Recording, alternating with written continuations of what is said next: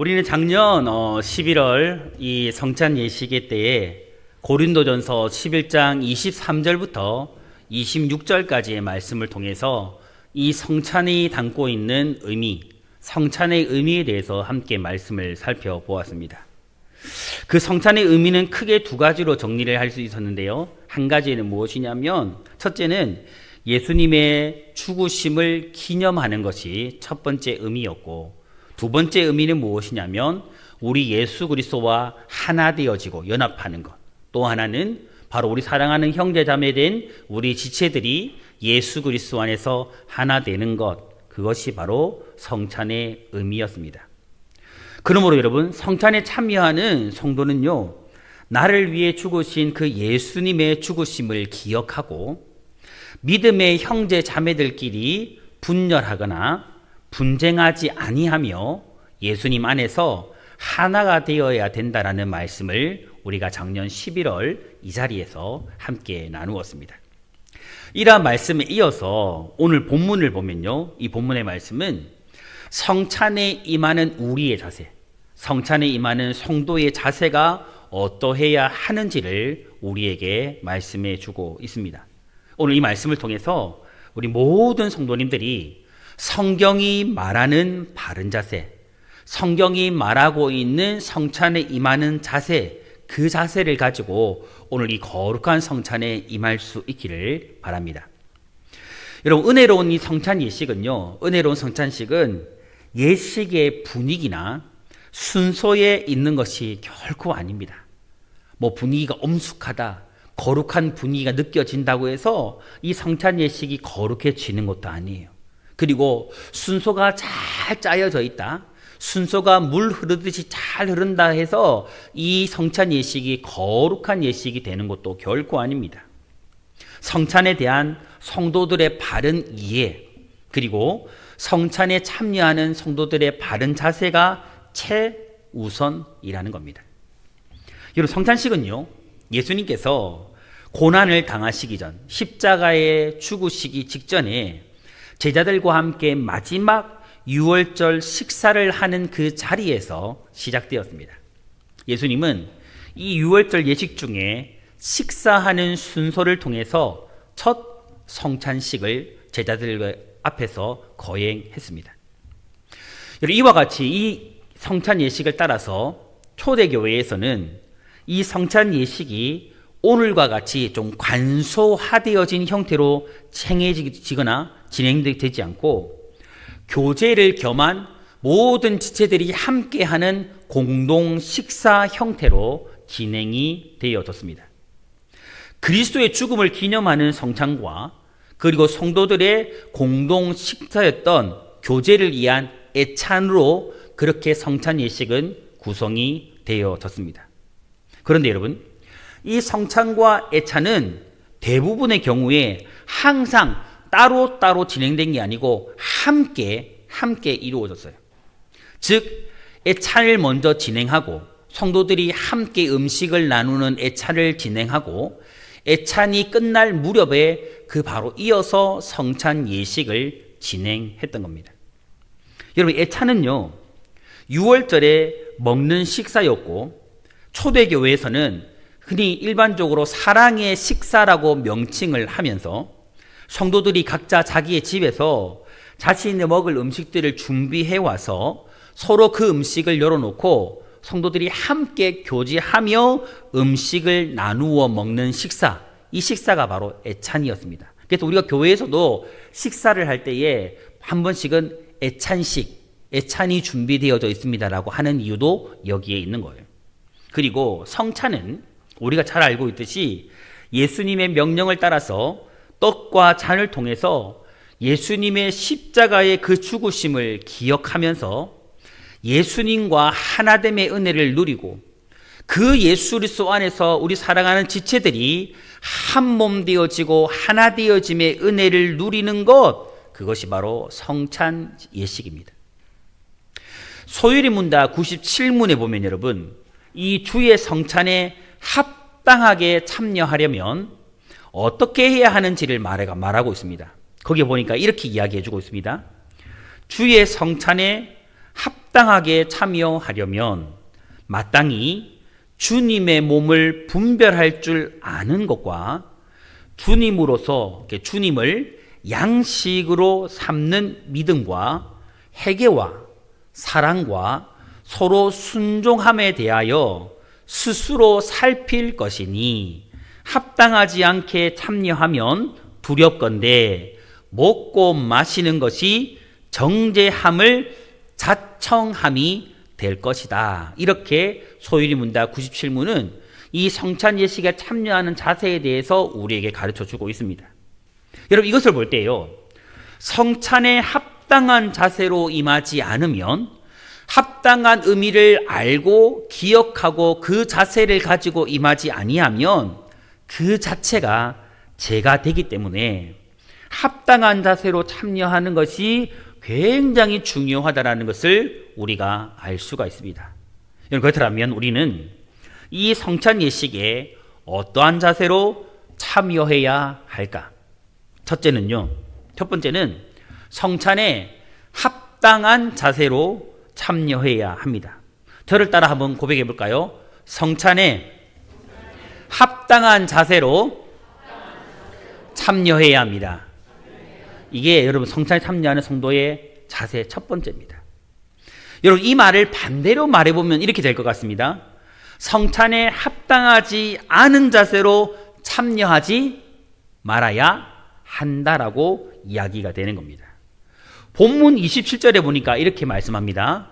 그러므로 누구든지 주의 떡이나 잔을 어떻게 해요?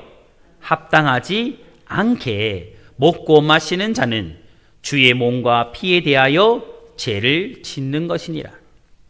이런 본문에서 합당하지 않게라는 말은 무슨 의미냐면 무가치한 태도라는 뜻입니다.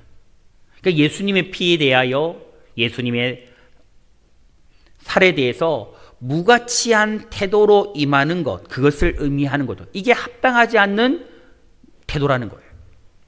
이 표현은요, 자신을 사려 깊게 살피거나 죄를 회개하지 않은 채 성찬 예식에 참여하는 그리스도인들의 오만한 모습을 지적하기 위해서 이 말씀이 기록되었습니다. 여러분, 바울은요, 본문에서 합당하지 않게 이 성찬에 참여하는 것을 주님께 대하여, 예수님께 대하여 죄를 짓는 것이라고 말하고 있습니다. 여러분, 이것은요, 성찬에 참여하는 고린도 성도들의 죄를 염두에 두고 바울이 지금 이 이야기를 하고 있는 거예요. 그럼 그때 당시에 이 고린도 성도들의 모습이 어떠했는가? 고린도 성도들은 자신과 다른 성도들의 하나됨의 이 교제는 무시한 채 성찬 예식을 개인의 축제처럼 만들어버렸습니다. 더 나아가서 자기보다 가난하거나 연약하거나 어려운 자들을 무시하고 그들을 돌보지 않았습니다. 이러한 태도는요, 주의 만찬, 이 거룩한 성찬을 더럽히는 행위가 되었고, 거룩한 성찬을 무가치한 것으로 만드는 태도였던 거죠. 이러한 태도가 바로 주의 몸과 피에 대하여 죄를 짓는 것이 되었던 겁니다.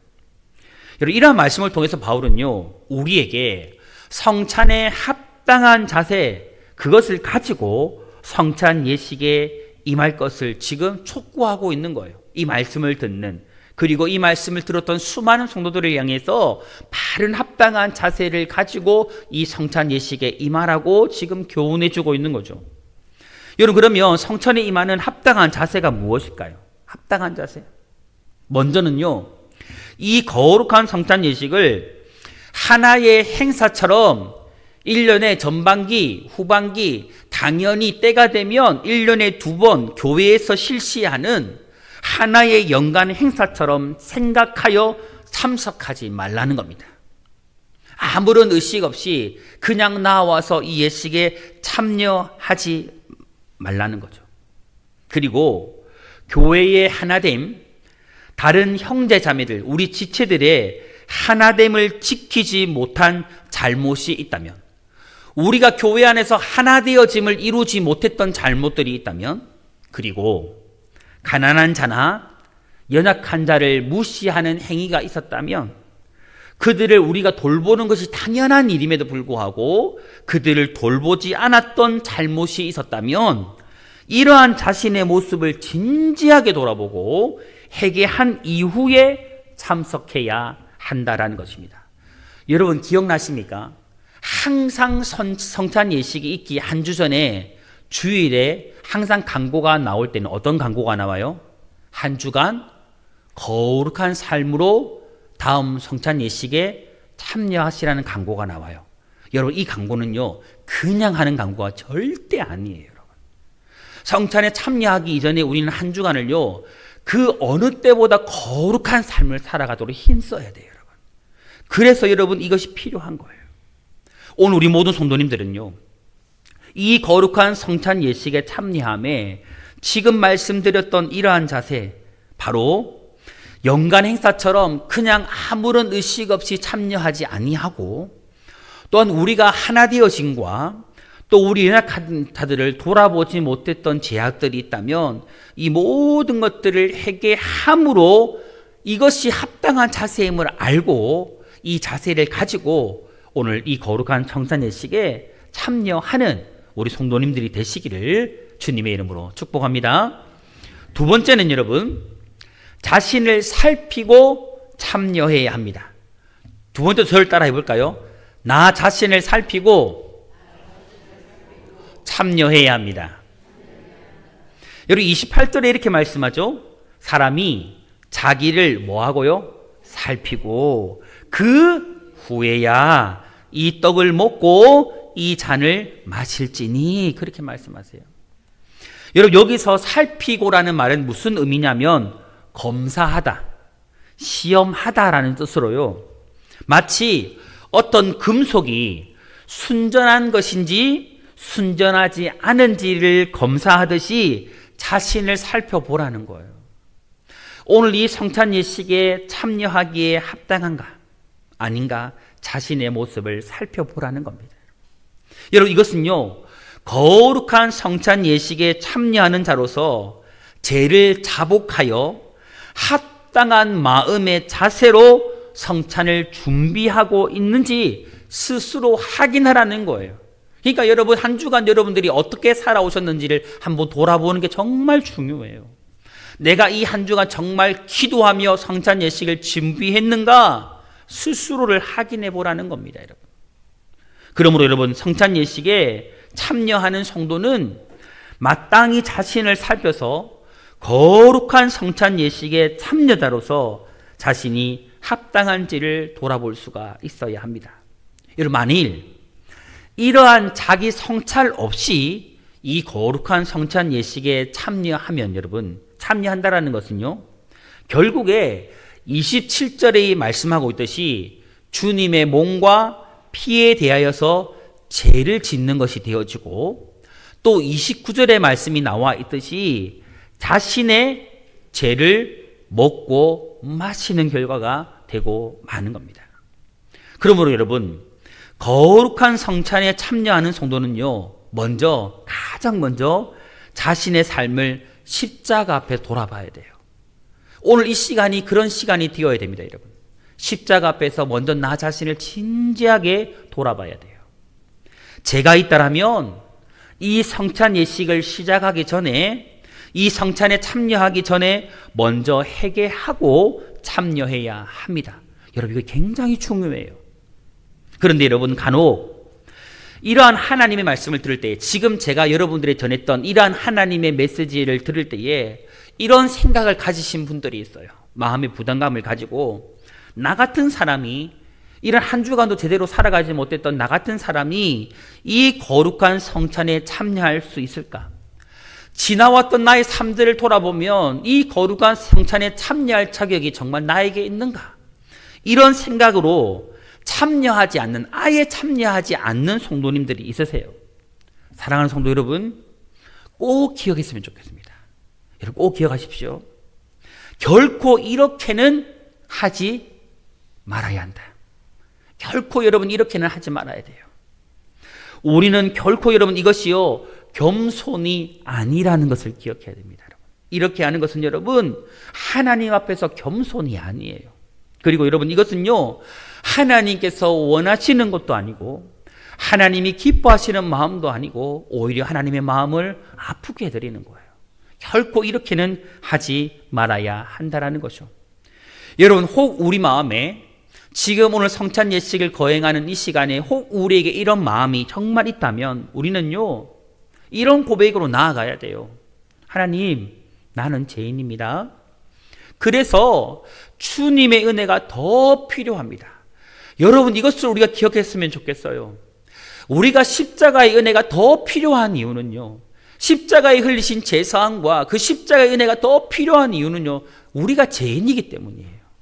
우리가 연약하기 때문이에요. 더 많이 넘어지기 때문이에요. 그래서 여러분 이 성찬 예식에 정말 회개하는 마음으로 참여하여서 하나님 쓰러지지 아니하고 넘어지지 아니하고 죄악 가운데 굴복하지 아니하고 하나님의 은혜 가운데 살아갈 수 있는 그런 힘과 능력을 더해달라고 간절한 주님의 은혜를 바라보면서 참여해야 한다라는 거죠. 더 간절히요. 더 간절히요. 주의 은혜를 바라며 참여해야 하는 겁니다.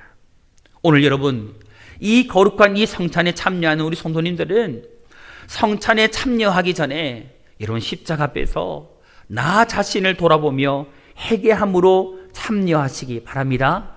그리고 여러분 마음에 어려움이 있는 성도님들은 더 크신 하나님의 사랑을 바라보며 참여하세요. 나에게 더 큰 십자가의 은혜가 임하기를 바라며 참여하시기를 바랍니다. 그리함을 통해서 오늘 이 성찬 예식을 통해서 나 자신을 돌아볼 때에 그 십자가를 통해서 공급되어지는 힘과 은혜와 능력이 여러분 가운데 임하기를 주님의 이름으로 축복합니다. 세 번째는 여러분 우리가 어떤 자세로 이 성찬에 참여해야 하는가?